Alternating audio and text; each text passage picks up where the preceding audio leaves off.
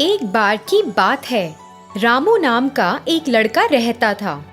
वह अपनी दादी के साथ रहता था। क्योंकि रामू के पास उसके माता पिता नहीं थे, इसलिए उसकी दादी ने उसे बहुत लाड प्यार दिया। रामू को अपनी दादी के साथ समय बिताना बहुत पसंद था। रामू हर दिन स्कूल जाता था, घर लौटता था और अपनी दादी की कहानियां सुनता था। जल्दी ही उसने अपनी 7वीं कक्षा पास की। आगे की पढ़ाई के लिए उनके गांव में कोई स्कूल नहीं था, इसलिए रामू घर पर वापस आ गया और अपनी दादी की दैनिक कामों में मदद करने लगा। जब वह घर के कामों में मदद कर रहा था, तब उसने अपनी दादी की मदद से चाय बनाना सीखा। रामू बहुत कुशल था और वह जो चाय बनाता था वह स्वाद में बहुत लजीज थी।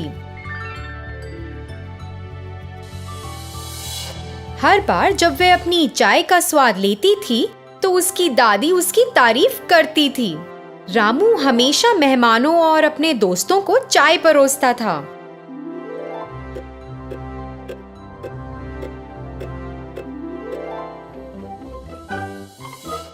एक बार उसके अंकल दिवाकर ने कहा, आहा रामू, तुम्हारे हाथों में एक जादू है। क्या चाय है! यह सच में बहुत स्वादिष्ट है। धन्यवाद अंकल, मुझे खुशी है कि आपको मेरी चाय पसंद आई।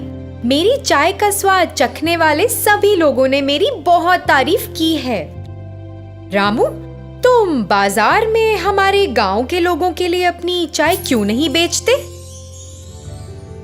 मुझे यकीन है कि तुम इससे कुछ पैसे कमा सकते हो। रामू ने उनका सुझाव लिया और गांव में बेचने के लिए चाय बनाई।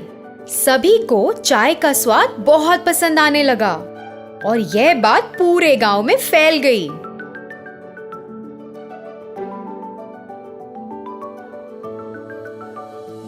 आहा, वाह, क्या चाय है! ग्राम प्रधान ने रामू के इस हुनर के बारे में सुना और उन्होंने रामू को मिलने के लिए कहा। रामू, तुम्हारे हाथों में एक जादू है। तुम्हारी चाय कमाल की है। जी शुक्रिया, मुझे बहुत खुशी है कि आपको मेरी चाय पसंद आई। रामू, अपने भविष्य के बारे में सोचो। अब तुम बच्चे नहीं हो। अब जब तुमने चाय बनाने में महारत हासिल कर ली है, तो तुम शहर में अपनी चाय बनाने क्यों नहीं जाते? शहर के लोगों को भी अपनी चाय का स्वाद लेने दो और मुझे यकीन है कि शहर के लोग तुम्हारी चाय को बहुत पसंद करेंगे और तुम इससे अच्छा पैसा कमा सकते हो। रामू ने प्रधान के शब्दों के बारे में सोचा और उसे लगा कि यह करना सही है। मैं आपसे सहमत हूँ। आप पूरी तरह ठीक हो, लेकिन मुझे नहीं लगता कि मैं तुरंत शहर जा सकता हूँ। अरे रामू बेटा, तुम इसकी चिंता ना करो। मैं अभी के लिए खर्चा संभाल लूंगा। पैसे ले लो और तुरंत शहर जाओ। रामू गांव के मुखिया से सहमत हो गया। अपने पैसे लेकर शहर चला गया।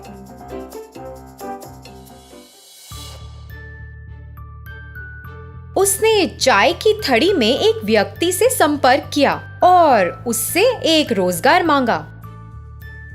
मालिक ने उसे अपनी दुकान में काम करने का मौका दिया। रामू तो बहुत खुश हुआ कि उसे एक चाय की दुकान में नौकरी मिल गई है। लेकिन रामू को वहाँ चाय बनाने का तरीका पसंद नहीं आया। दूध के बजाय वे दूध पाउडर का उपयोग करते थे। एक अच्छी गुणवत्ता वाली चाय पत्ती के बजाय वे सस्ती चाय की पत्तियों का उपयोग करते थे और कुल्हड़ के बजाय वे प्लास्टिक के कप का उपयोग करते थे। इतना ही नहीं, वे एक विशेष चाय बेचने का दावा करते थे।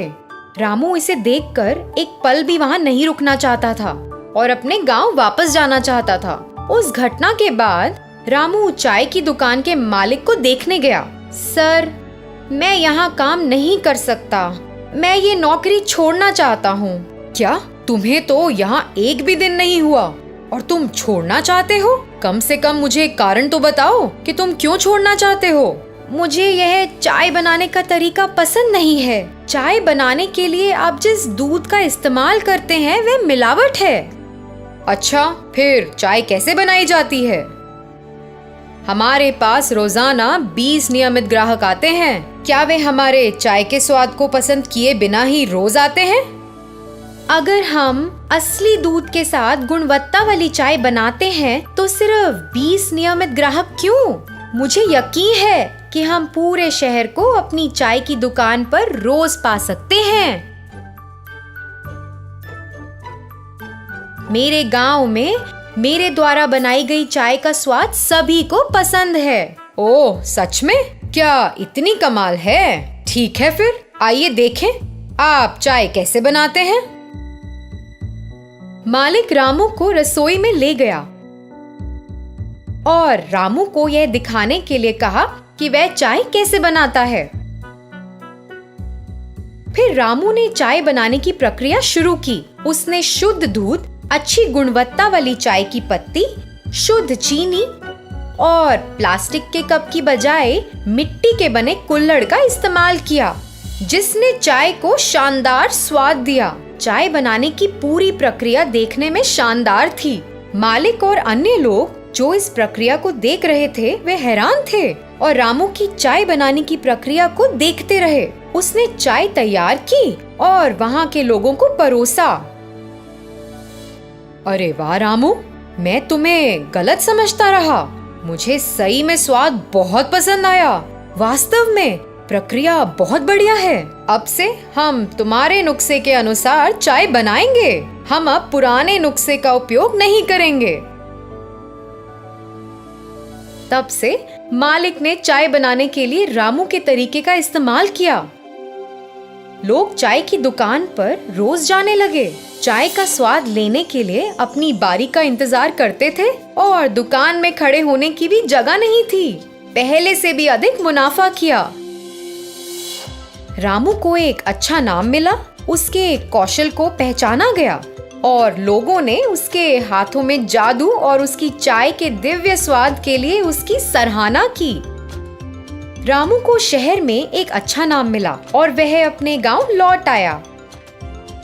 उसकी दादी को उस पर बहुत गर्व था और वे दोनों गांव के मुखिया को देखने गए और उनका आशीर्वाद लेने गए। रामू ने मुखिया से लिया पैसा वापस कर दिया। मुखिया को रामू पर बहुत गर्व था और उसकी कड़ी मेहनत के लिए उसकी सराहना की। रामू को ग्रामीणों के सामने सम्मानित किया गया और जमींदार ने उसकी सफलता की कहानी सभी ग्रामीणों को सुनाई। रामू ने गांव के कई युवा बेरोजगारों को प्रेरित किया। सभी ने रामू से प्रेरित होकर अपने लक्ष्य के प्रति मेहनत करना शुरू किया। किसी ने भी गांव में गरीबी या बेरोजगारी नहीं देखी।